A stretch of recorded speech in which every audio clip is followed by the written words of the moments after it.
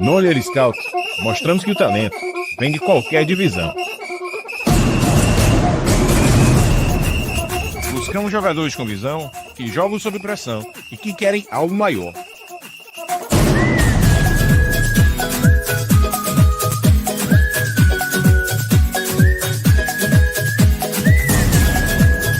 Aqui, eles mostram quem realmente são, dentro e fora de campo.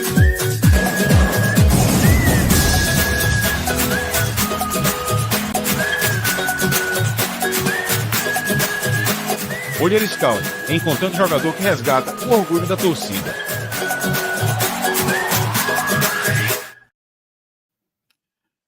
Good evening, everybody. We're here live on Olheiro Scout 360, and we are having here today the best coach of the year of the USL 1, Scott Mackenzie, head coach of the Chattanooga Red Wolves, my second team now. I'm going to say that.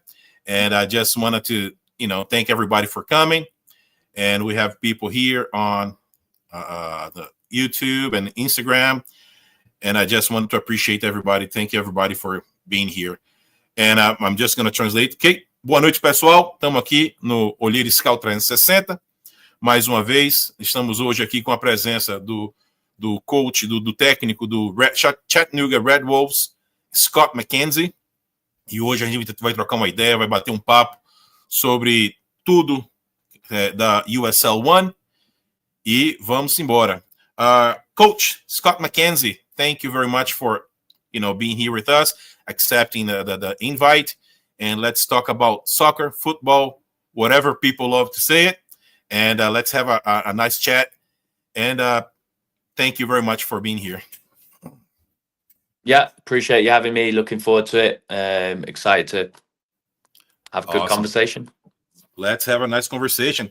So, we're just having a little chat, in the background, and there you're saying you're from Scotland, and so all the way from Scotland, how the hell did you go to Chattanooga Red Wolves? So how was the whole thing going to the U.S. market and especially the Red Wolves? Yeah, so I'll try and give you like the cliff notes of it. But I was born in Scotland. Parents moved to England when I was little. Raised in England. Went to university in England. Post university, a lot of friends had gone and done gap years or like summers over in the United States just to travel a bit before getting on with life proper. So after I graduated, that's what I went and did. I went and did a summer in the United States. That summer turned into these rolling 10-month visas where I was working for different soccer clubs out here. And in that process of working for a soccer club in Utah, I ended up meeting my wife, tried to talk her into moving back to England with me. Clearly that didn't go well, being as I'm still in the United States. And then from there, I started working with the Red Wolves. We have an affiliate in Park City, Utah, a League 2 program, or we had a League 2 program in Park City, Utah. I was the head coach there. We had a couple of successful years. We were three-peat conference champions and three-peat playoff team. And then the opportunity came up middle of the season.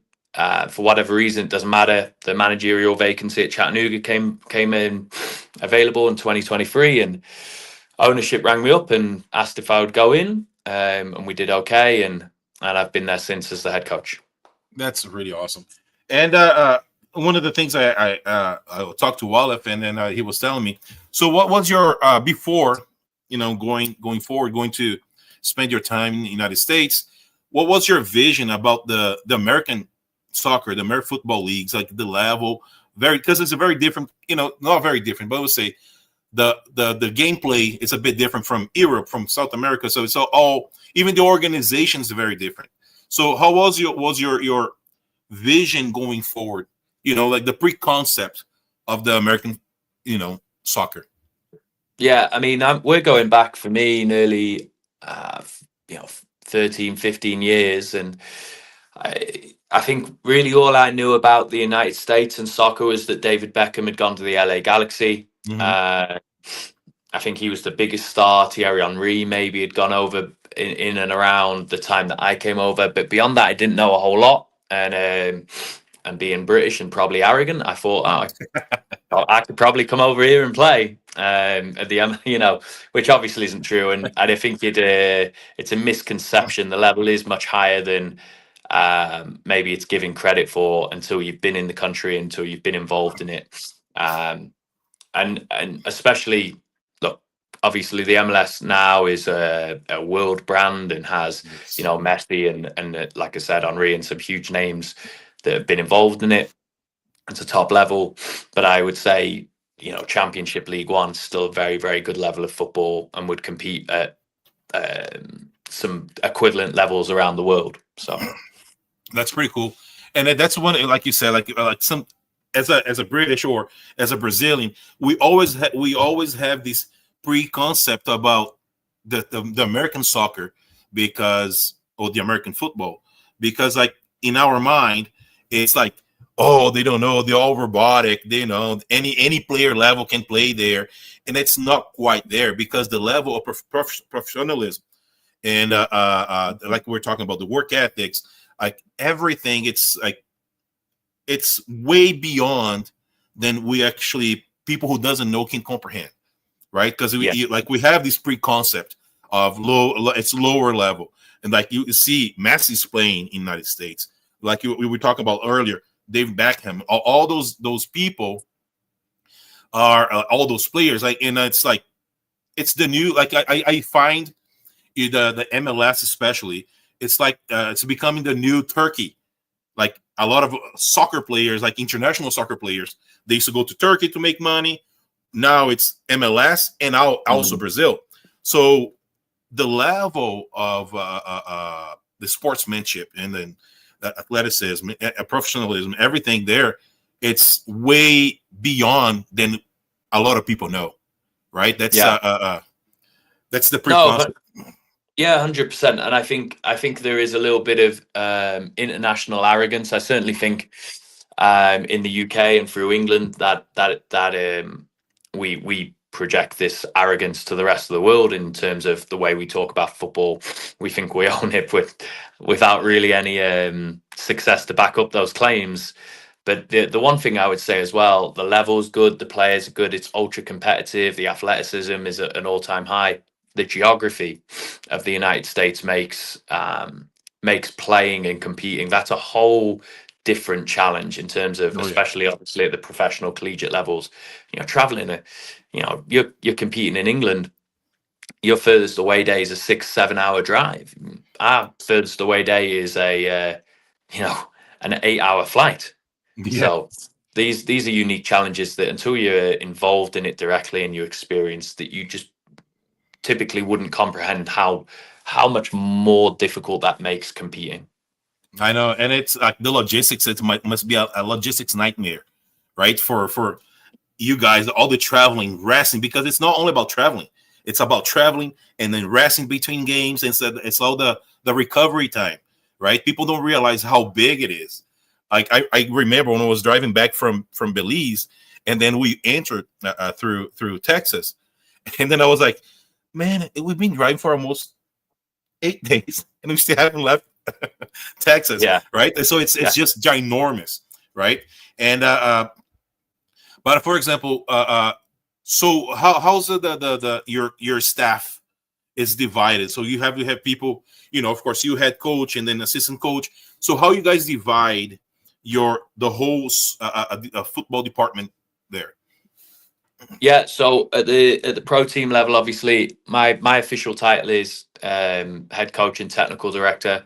So split into two, really, where head coach looks after the results of the team on the immediate Saturday to Saturday. Can we win football games? And the technical director part of it is keeping an eye on the longer term vision, whether that's our youth programming, our academy stuff, or the player recruitment part of it. How long we sign contracts for, etc., etc.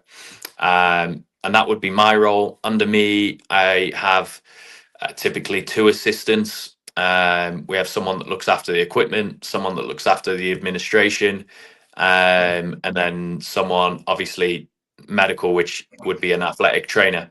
That would be our day in, day out hands-on staff, and a strength and conditioning coach as well.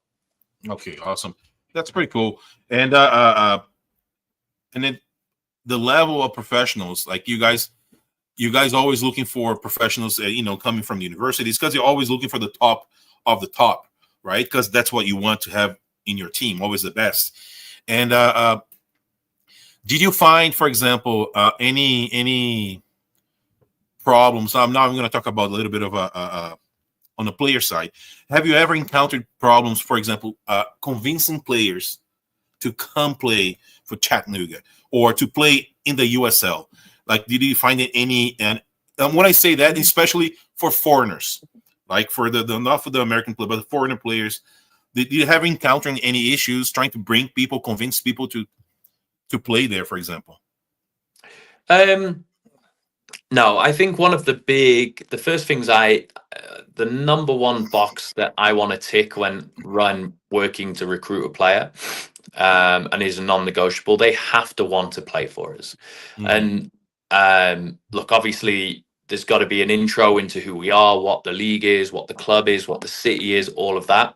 But once that's in place, if there's a hesitancy, if there's not an eagerness, if the project doesn't have an immediate excitement for the player, then we're going to move on to someone that does have the excitement. Because the reality of being at the third division in American soccer is it's not glamorous. This isn't, we're not traveling first class around the country. We are grinding every single day, and we're not getting compensated the same way Premier League footballers are. So if you don't want to be, if you're not bought into the project, if you're not excited every day to come to work, it's going to be a long 10 months is a long time to be doing something. Yes. So I personally haven't, because that's my first non-negotiable. Players that sign for Chattanooga Red Wolves have to want to be here. And the moment there's a hesitancy, or the moment there's I'm not sure, then we kind of just move on to the next. We move on to the next target. That's pretty cool, because it's like we say in Brazil, like we need that player who is hungry, who really wants, not only like think about yourself, think about in a group environment where everybody will rise together. Because that's one thing I tell the players that I deal with on a daily basis. And I say, guys, the mountain, it's huge. The mountain's huge, but you cannot climb it by yourself. If you climb by yourself, you might be able to, but you're gonna have a hard time. But if you climb as a team, everybody sweating for each other, everybody running for each other, right? Everybody wanting the same thing together, right? It's the thing. And for example, actually, I have a question here from someone on Instagram. Let me just from Coach Thiago Bastos, asking, I say, in the U.S. soccer is probably more physical than faster pace and then lower division in South America. And then he's asking you, how do you see the USL market for South American players that might play more technical but less transitional? I think it depends on the team and the role, and making, like, for any player, I'd give this advice. I think yes, the United States is especially where we're playing, is a very physical league. We certainly look for players that have a physical attribute. Might be height, might be cardiovascular ability, repeated sprint ability. It might be strength. It might be that they jump, they're good on set pieces, whatever it might be. But for a Brazilian player, like a technical number 10, someone who likes to play in the pockets and outplay, I would just say you just have to play for someone who wants that. And there are teams that want that. I certainly want that in aspects of my team. I would put a caveat on that player, I don't have the luxury of that player only being great in the pocket, being able to play in possession. I have to build teams that can do it out of possession and do that collectively. But really, I think it just comes down to the right team for the right player with the right and very clear role. No, that's awesome. Especially because it's like you said, for the player has to want and has to be willing to go there, and also you guys look for players who are multitasking as well, right? You don't want to just that player who, like you said, just is good, with the ball possession, but in just play in the middle, like a center field or center back, whatever. You want players who knows how to, in situations of the game, because sometimes you have to change your formation accordingly to your opponent or score or whatever, right? And you want that kind of player who is comfortable in playing in a multitude of positions, because sometimes you can have a guy, as a center forward marking a high marking there, and then you want someone who will be able also to recompose to the midfield. Like it's just like you want people who are,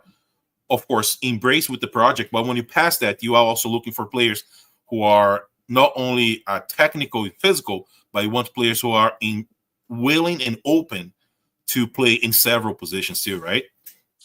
Yeah, we talk about another high priority in terms of looking at players for us would be tactical flexibility. Obviously, it's an advantage if you can play and comfortably play across a multitude of roles. And that could be as simple as, if you're a central midfielder, can you play in a holding position and can you play a little bit higher? It could be that can you play centre back and right back, or wing back and as a wide forward or an inside forward.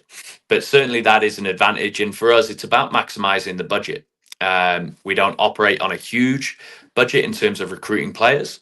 And we do want as much tactical flexibility as possible. To your point, we want to be able to adapt to put the best unit out there to beat the opposition. And so instead of being able to buy or to sign 25 players, all of different positions, it is important for us that we have players that are comfortable across a range of different roles and responsibilities to give us the best chance to set up to beat any given opponent. That's pretty cool. I just have someone saying here, Cauê Ramos, he plays for the oh my God, the university, the Green. Oh my God, I forgot the name of the university. He plays in Michigan. He says, watching from here, but he's in Brazil right now for the holidays. Say, I have a great admiration and respect for the work you both do. And I also have another friend, Milton. Congratulations on the initiative. Hugs from Brazil. So, do you have like a favorite formation, or that kind of your go-to formation, or you have a variety? No, I don't have a favorite formation. I have a preferred style of playing football. I would describe it as being first and foremost hard to beat, disciplined out of possession, organized, and ultra competitive. And then in terms of with the ball, I think it has to be forward first.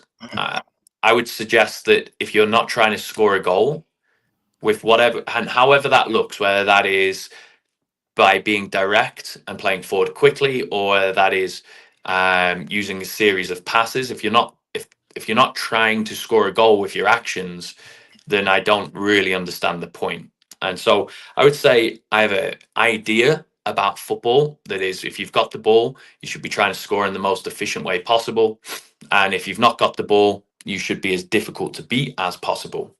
But in terms of formations, no, I mean, look, through my short career to this date, I've played last year, we played 3-4-2-1 or variations of for 95% of the year. Sometimes it looked like a 3-4-3, sometimes it looked like a 5-4-1, sometimes it looked like a pure 3-4-2-1. It just depending on the opponent, etc. Yeah. That doesn't necessarily mean that we go into 26 and we'll play the same shape. We'll certainly have very, very similar principles in place, what we do in possession, what we do out of possession. But the shapes that we take up, I think you have to evolve and adapt. And so I think principles are important. Formations are flexible to the players at your disposal to best use them. And when I look at trying to replicate the success we had in 2025, I think running it back as is would be risky. Much rather evolve, and what I think we will do is I think we will evolve. That's awesome. That's one of the topics I want to talk about. It's the 180 flip that you guys did from last year's to this season. So what? Because like you guys, I'm always honest. I'm going to be very honest. Like nobody believed you guys this year. I think like even the fans, because you can see the attendance. I was telling you, well, you can see the attendance throughout the games, right? Improving. And then how the town was embracing the team as you guys progress. And at the end, everybody was just like cheering, even people from other states. They're cheering for you guys because the how, and I'll be honest with you, like the trophy or whatever, the prize you won about the best coach of the year, you deserved it because I'm not talking about, as an analyst, whatever. I'm talking about as a fan. Okay. That was the most involving and cheerful and more, what can I say? The more fun to watch team in the entire league because you guys had the multitude of passing of ball possession, and without the possession, how you guys rotate the ball from the left to the right, to the right, to the left, the ball passing in the middle, and then distributing the ball. And that was just like so fun to watch because it brought me back when soccer used to be so fun to watch, right? And that's so what did it change for you guys from one season to another? Yeah, it's a great question. I think a lot, in short, but everything became more deliberate. So we were poor in 2024. I was a young coach and I had to learn a lot, and I had to learn a lot of those lessons from the failure in 2024 to have somewhat success in 2025. It started with recruitment. The 2024 recruitment was too random. It wasn't deliberate enough. It was, these are good names or good players, but they're not the right players for the right environment. And I've referenced a couple already in this conversation, tick boxes that we have to have. They have to want to be here. They have to have a physical attribute. They have to be hungry. They have to fit into what we want to do. They have to buy into the culture. So we weren't deliberate or purposeful enough in the recruitment in 2024. That changed. And then we weren't deliberate or purposeful enough in building out an identity on and off the pitch. And so in 2025, we looked at it and said, I referenced, we played 3-4-2-1 as our primary or like a starting point formation, all but 3 games in the 25 season. And we started with that and said, we have to be different. This league was in 2024, it's predominantly a 4-2-3-1 league. We had a smaller budget. We were underdogs, as you already referenced. We weren't going to beat teams doing the same thing that they were doing. We had to do something a little bit different. So we decided we're going to play 3-4-2-1. Okay, so now we have to sign players that can play in that. We needed attacking wing backs. Jordan Ayambile, Yanis, Lelin, Josh Ramos. These are guys that can get forward. They're athletic. They're quick. Very different ways of impacting the game going forward. Either Yanis and Josh are very technical players. Jordan is just a pure athlete. We needed to make sure we signed, a left-sided centre back. Eric Kinsler came in. If we were going to play in a free, it had to be balanced because that allowed us to set up attacking patterns that we wanted to execute, and just everything became more purposeful, more deliberate. We left nothing to chance, and that was a big learning curve from 2024 to 25. I don't know this, and I will never know this, but what I wanted to go to bed every night saying is we were the most prepared team in the league. We worked harder than any team in the league, and like I said, I'll never know if we were or weren't, but I was comfortable saying I'd be shocked if anyone outworked us, whether on the grass or off the grass, or if anyone had more detail go into their video or all of it. And I'm sure they did, but that's how we felt about the work we did in 2025. No, and you guys did an amazing work. I'll have to tell you this: that game against the Portland Hearts of Pines, that hurts me because you guys dominated the entire game like there was no tomorrow, and there was one detail. But moving forward, of course, you know, things happen in our lives for a reason, and then we have to take, you know, good things and bad things always as a lesson, right? Because knowing that moving forward, you can always adjust. You know, there's always, for any team, doesn't matter how good the team is, there's always room for improvements, right? Yes. And then one thing I noticed, of course, all the technical things about points about the Chattanooga Red Wolves was awesome. You guys are very tuned in and everything. But one thing that was really good to see, of course, you always squatting down when I noticed when you're very stressed out, you're always squatting down. You've always focused, right? But one thing is, I think it's your trademark now. Yeah. Right. But one thing that I noticed is the chemistry, the level of chemistry in the pitch, where the players, they knew just by looking where Ramos was, where Reyes was, when Omar was. Like, it's just like the chemistry of the team was very different from last year. Yes. Like this year, we saw everybody fighting for each other. I'm not saying that didn't happen then, but this year, this particular year was very different. And I think that chemistry, the connection the players had inside and outside of the field, that made the whole things like different, right? Am I saying anything? Or I'm saying that as a spectator, that's what I saw watching the games. No, you're spot on. And again, it was about being deliberate and purposeful in building that chemistry on the pitch. And very much we worked religiously through patterns of play.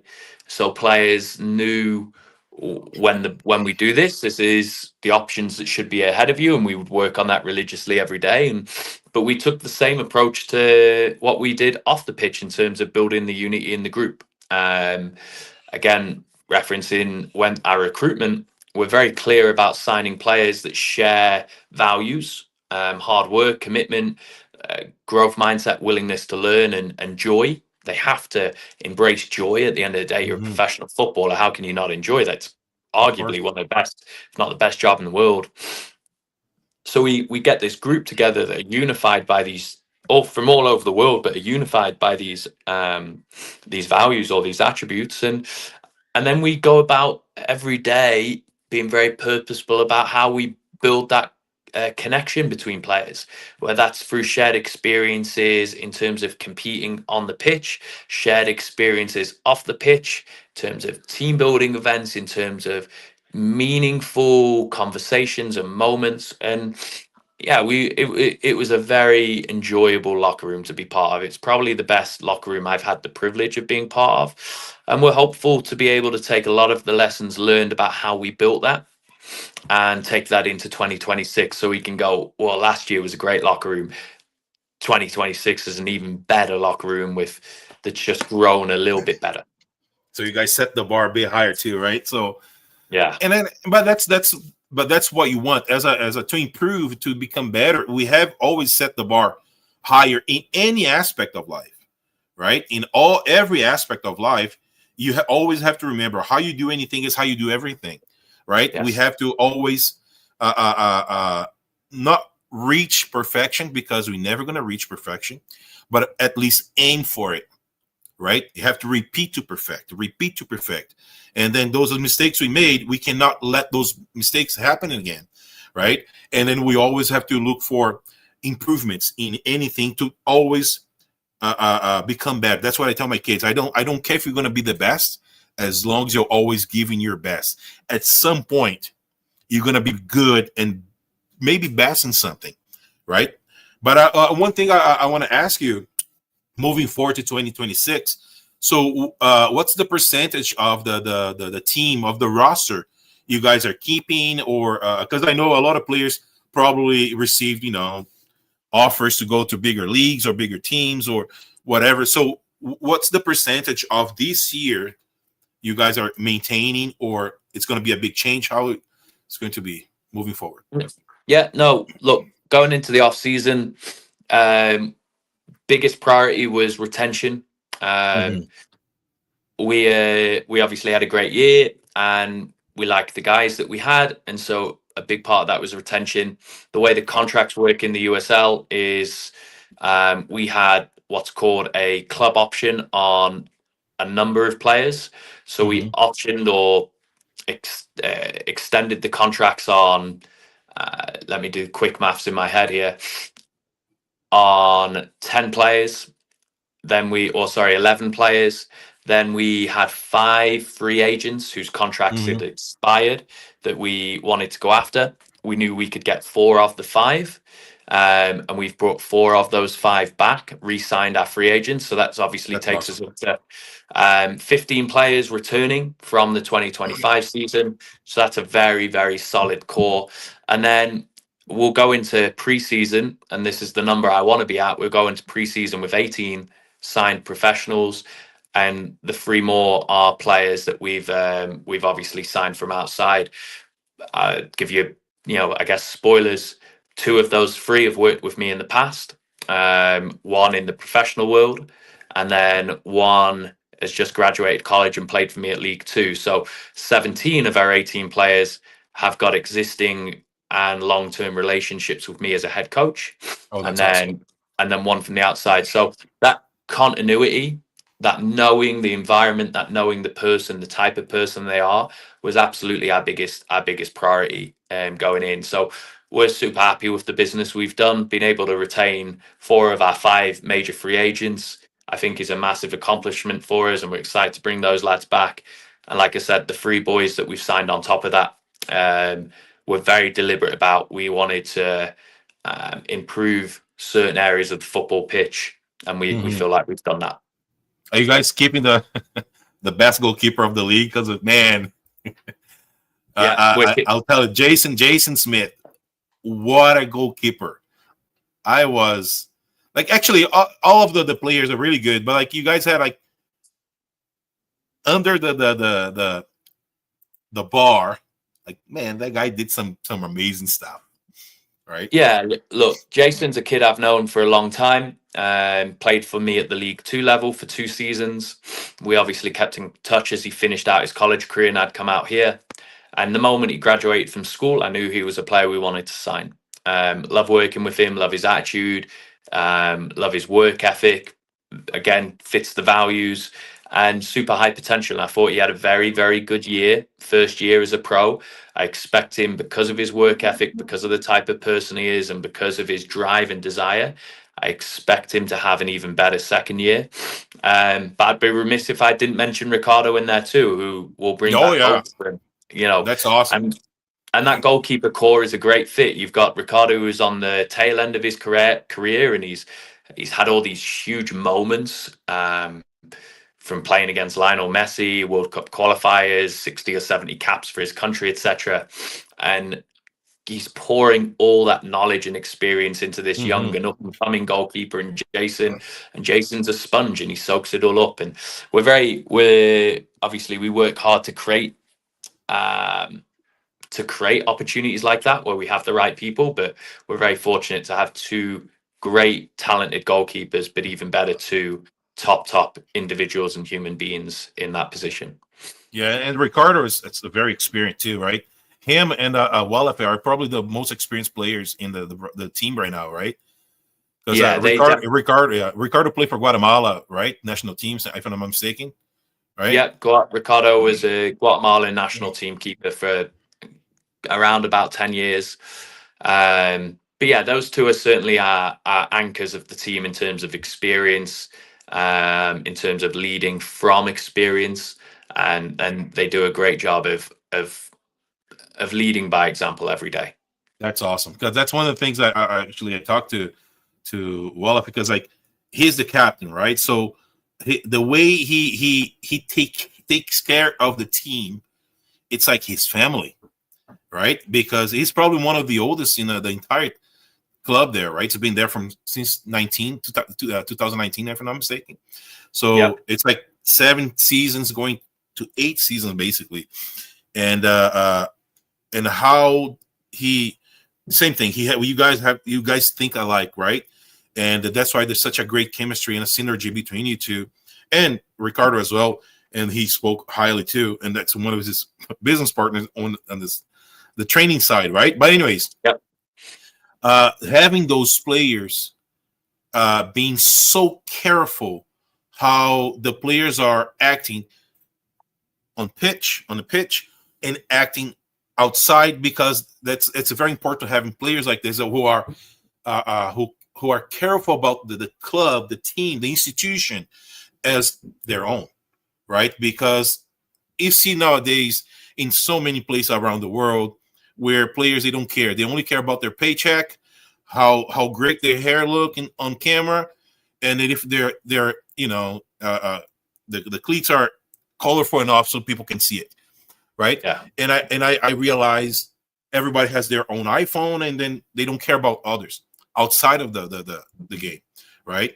And I noticed, like I was saying, this chemistry the Chattanooga Red Wolves had it's different from every single. And trust me, I watch games. Sometimes I watch 6 games. I have 6 games at the same time, right? I'm crazy like that. And but when it's the Chattanooga Red Wolves, I only watch that game. There's only 2 teams in the entire world that I would stop to watch. That's my home team, my hometown team. That's Náutico from Recife, where I was born, and you guys, right? And that's one thing I noticed. It's like this chemistry is unbelievable, and it's very, very. Other teams should look at you guys as an example, right? I have one question here from Coach Thiago Bastos as well. He said, Coach Scott mentioned that his growth between last season and this season. What would be the biggest learning component this season? Something that during the season or even now that's over that he can look. So you already said, right, like a few things, but do you have any more words to say to that? Well, it's a great question. I think I don't have a specific singular area, but I think what was really important, and I have to be very, very cognizant of and deliberate in, is that we're not standing still. It'd be easy to come away and be like, great year, let's run it back, let's do the same thing. And so referenced a lot of work has gone into taking the game model from where it was last year and how do we evolve it and improve. Defensively, we're very solid. We played a lot of games with a lot less of the ball than other teams. But there's got to be moments where we manage the game. How do we find those moments? There's just a lot of reflection that's gone into, okay, what did we do well? How communicating with players, halftime. I don't have a specific area. I think we've done a pretty conclusive review of everything and gone, a lot of stuff went well for us in 2025. It was much easier to do this coming from 24. So now it's, well, what went well? How do you make it better? And again, we've tried to say, well, we've got to have an evolution tactically. I've got to have an evolution in the terms of communication styles. We've got to have an evolution in terms of the training methodology, just tweaks to keep it fresh. So we've just looked at trying to evolve everything. Yeah, and it's like one of the things that I noticed everybody now is going to be on a watch for you guys, because in the beginning of the season, you guys were on the underdogs, right? And nobody, it's like, they're not going to make it. They're going to come in last or whatever. Nobody had high hopes for you guys, right? And I noticed a lot of teams. I'm not saying they didn't respect you guys, but they're not as careful. And then you notice the change of the wave of change, like, the tide changed completely halfway through it. When you guys had like the streak of victory streaks, like I can't remember how many games you guys won, and there was no losses for. What was the biggest streak? Remember? I can't remember now. I can't remember. I think we went 15 games undefeated. I think undefeated was that's 15, something like that. And then I think halfway through that big streak, like I think after 5 games of no defeated, everybody's to say, "Holy crap, what's going on here?" And then you guys, bam, beating everybody. You like no mercy. And one game that I actually it attracted my attention that I really liked it. Actually, more than one game, but there was the game with the Naples. I think was the first one. I believe it was 3-1. Was around May. Naples. There was another one that I really liked it against Knoxville. That was a really nice game too. And Spokane Velocity. I think it was 2-0, 3-0. That was a really nice game. You guys played like, of course, there was other games, but like that I remember like vividly in my mind was those 3 games. You guys like playing like music. Holy crap! I was like Vivaldi or Mozart. Like that was like just awesome to watch because it was very entertaining. Like the amount of the variations, the technical variations that you guys had in those games. I was like the other teams, they're running around like chickens without heads because like you guys are the variation was crazy, right? And then you had like your center defense midfielder. He's stepping into the big box, and it's just like holy crap! It was like that for me. When I started watching you guys, I knew of the Chattanooga Red Wolves, but I started to watch this year like every single game basically, and the involvement that I became like that's why I became a fan because how you guys played and how you guys embraced every single play. That was something to admire, and I want to say thank you for the spectacle because it was really nice to watch. No, look, I appreciate that, and I think that was one of the things I said a lot when I talked to media or fans or whoever it might have been, especially towards the start and throughout the season, is I can't promise a certain amount of wins or a certain amount of losses, but what I felt very comfortable promising was a team that would give absolutely everything every day, and the lads lived up to that. And part of giving absolutely everything you have every single game is every time you have the ball, you're trying to score a goal. And frankly, that's what makes football entertaining. That's how I like to watch my football. More fast paced, more energetic, certainly more about can we go and hurt the opposition? And I felt like we delivered that pretty well. That was pretty good. Another thing that I was talking to all of you was the outreach, the community outreach. You guys did a lot of community things, and there was like, I think the way you guys did the outreach plus the development of the team, the performance of the team, the whole town embraced your guys after you guys also kicked the other Chattanooga FC's ass, after so many years, right? Because they are the biggest. They play in the MLS, right? So there was so many things going right, happening in the right way at the right time, like the perfect storm for you guys, and it was just like really awesome. You can, also the Memorial Stadium. It's like such a nice place to watch a game, right? Because it's very comfortable. And then in the beginning, you can see like the attendance was not so high, and then it got bigger, and sometimes games are like packed, right? And you see the people were happy to watch you guys. So what did it change? So this community outreach, how the community embraced you guys, did it make a difference? And in the team's performance? Like, for example, like the vibe, the didn't make a difference in any. Yeah, I think it makes a huge difference. I think the biggest privilege about being in professional soccer, professional sport is people care about what we do for a living, whether it's positive, negative.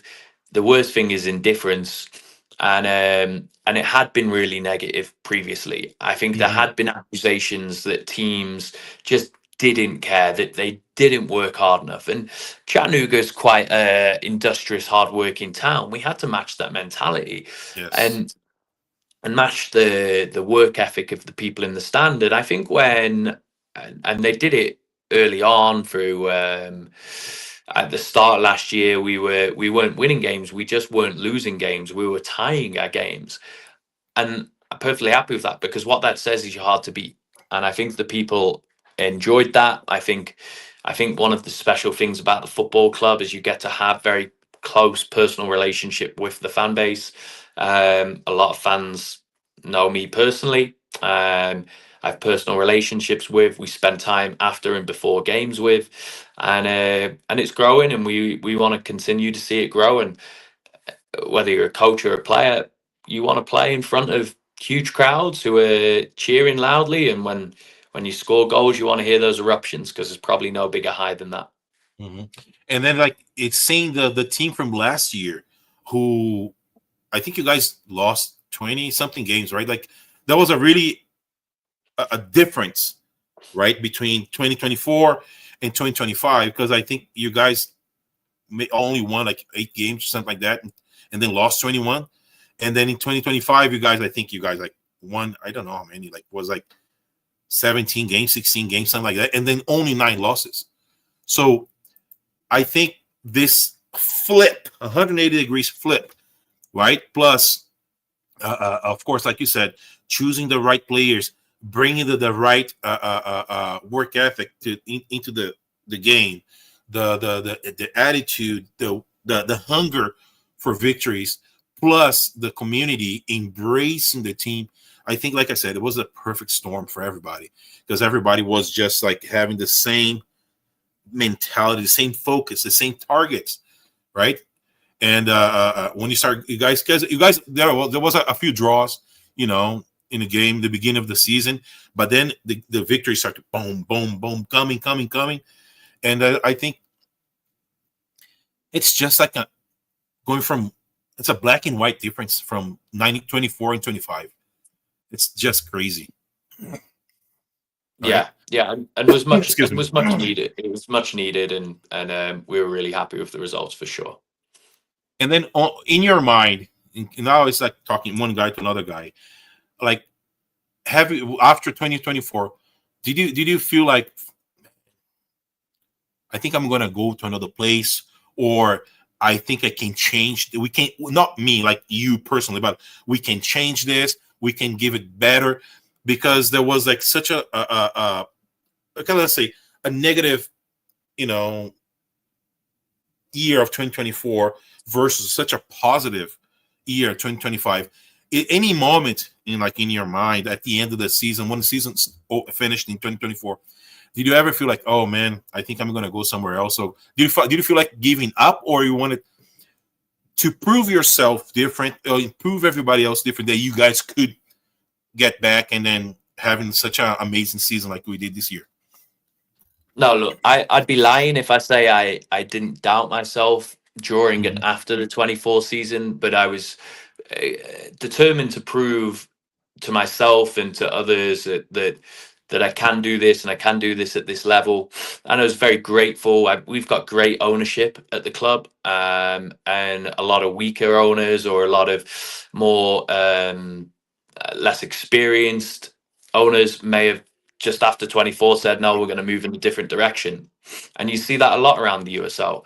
But our ownership backed me and believed in me and gave me a chance to right the ship. And so I'm extremely grateful for that. But I think I'm obviously relatively young in the profession.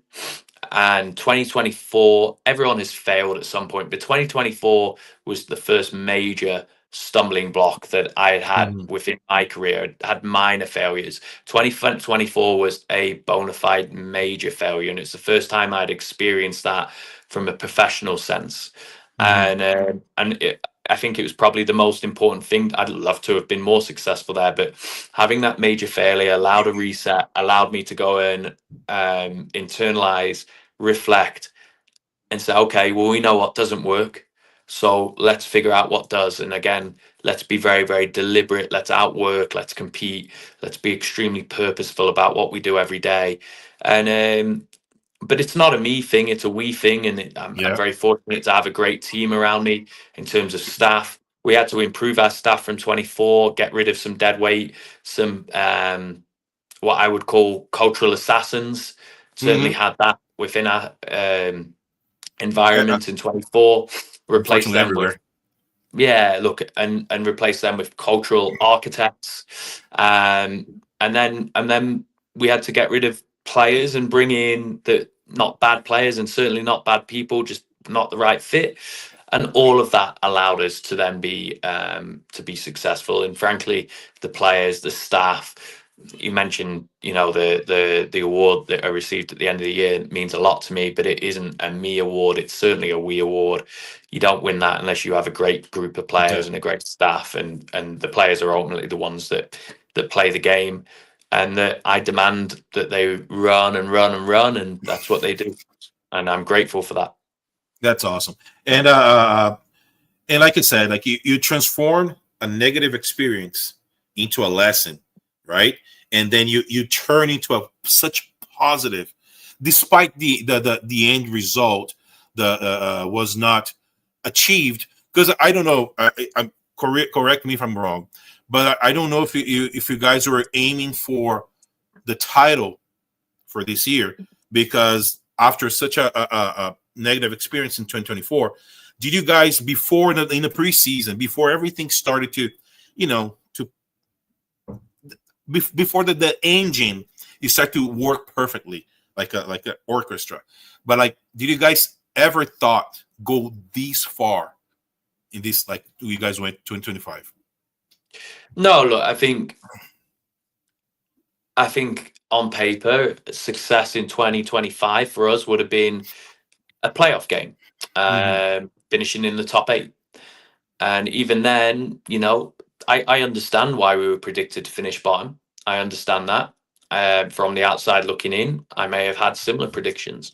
But once we realized what we had, the great group of players, the work ethic we showed every day, and obviously once we started to build that momentum, we were disappointed.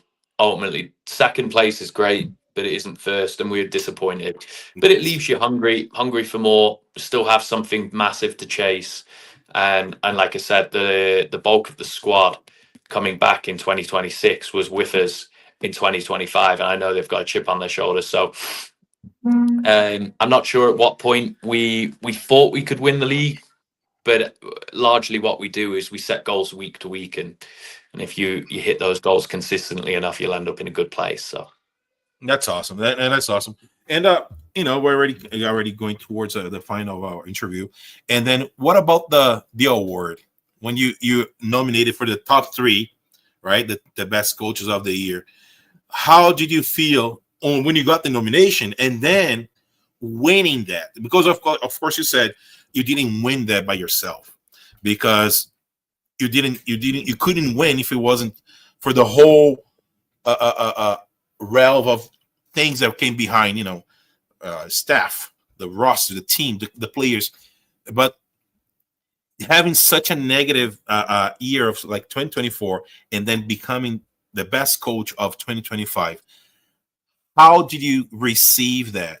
Because it must be like such a, of course, pride and joy, but big mixed feelings, right? And then all that happened, and then to this. So just drive me through the process when you got the nomination until you got the award. I mean, look, it does mean a lot to me. I'm very grateful for it. I'm grateful it voted on by the other coaches in the league, and it meant a lot that to me that my peers, and I have good relationships with the other head coaches in the league. I have the utmost respect for. I think every team in this league has very, very good head coaches and very, very good technical staff, and so it meant a lot to me that those people would vote for me.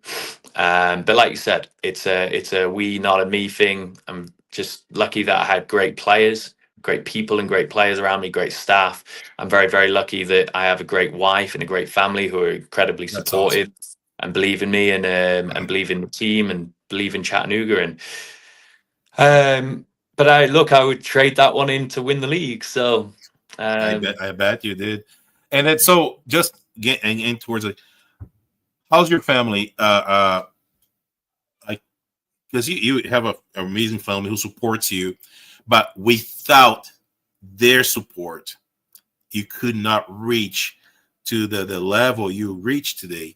Because if you don't have a great wife, if you don't have the support at home, you probably could never reach the levels that you are or be where you are, because you need to have, like I said, my wife, I am what I am today because I have a strong wife. We've been together for going 17 years. So I would never accomplish things that I accomplished having life without her. And how was for you? Probably similar, right? Yeah, look, I tell people all the time, and I heard it as a younger coach coming up, if you don't have the right partner, it's going to be very, very difficult. And it is a partnership. I mean, Savannah's my wife, is as invested in the results and in the team. And I joke and tell people that she really picks the team, but it's not her. And this is something that me and her will do. We will debate starting lineups, and she'll criticize my decisions, and she'll be like, "Whoa, what about this?" Or even when we were signing players in the off season, she'll be like, "No, not bringing him back," and I won't say who, but that is, it can be a really lonely job. It takes up a lot of time. Yes.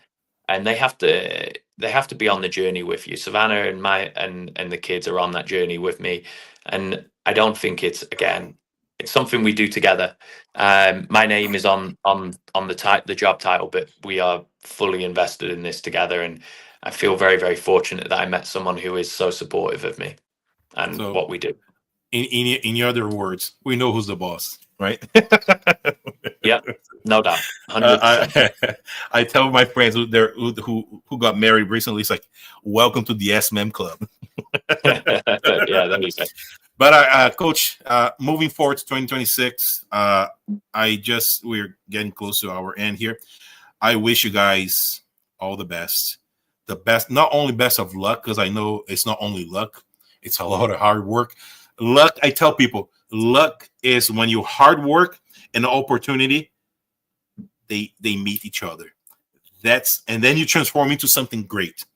That's, for me, it's luck, because there's no such a thing in luck. If you don't work hard, that opportunity will never show up for you, right? So I just wish you guys all the best. You guys, since day one of this season, of this year, you guys got like a great fan. You probably follow all my posts. Every time you guys post something, I was posting something there, because I wasn't seeking attention. I was truly enjoying a great football, a great team to watch. Because reminded me my teams back in the day when I used to go be a fan and being on the side there on the chain link fence on the stadium, yelling, screaming, rotating my shirt, my jersey, and then you guys brought that feeling back, right? Yeah. And I want to thank you for that, for giving us such a great spectacle, because it was never boring. No matter what, in a winning, in a draw or in a loss, you guys always were enjoyable. You guys always were enjoyable to watch, and I thank you for that. And moving forward, so what's your expectations? Just to wrap this up, and what's your message for the people? Also, the message for the people who are who don't know about the USL championship. Now that's USL 1 and 2. And what's the message for those players who are learning about US soccer? So what's your final thoughts and message for those people? Okay. So message around the league is the USL. I'll talk about USL 1 specifically. If you're looking for a league that is, it's not the Premier League, La Liga, or even the MLS, but if you are looking for a league that is ultra competitive, I regularly say it's arguably the most competitive league in the world. There are no gimme games. Any team can beat any team on any given day. The league tables are so very close and has drama and storylines. It's a great league to be invested in. It's a great league to work in. It's a great league to be a fan of. For those young players that are just finding out about the US game, they call America the land of opportunity. And I think it can be that. I think it can be that for people to forge careers, and it can be that for people to forge different lives for themselves. But it was also arguably one of the most competitive job markets in the world, and especially in the US with the population size that we have, the interest we have internationally.